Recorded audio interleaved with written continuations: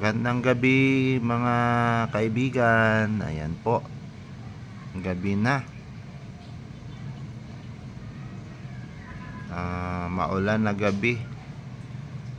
So, kailan pa kaya mawawala ang ulan dala ng bagyong Inting? Abay, 3 araw ng sunod-sunod. Wala nang pasok ang mga estudyante, 2 araw. Abay, kawawa naman ang mga estudyante natin.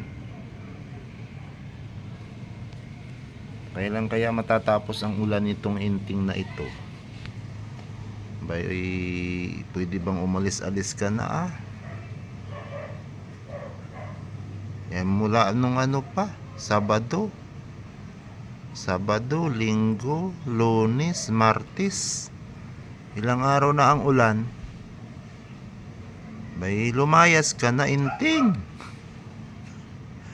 At huwag ka nang bumalik. Kawawa naman ang mga taong naapektuhan mo Babay na, Inting, huwag ka nang bumalik.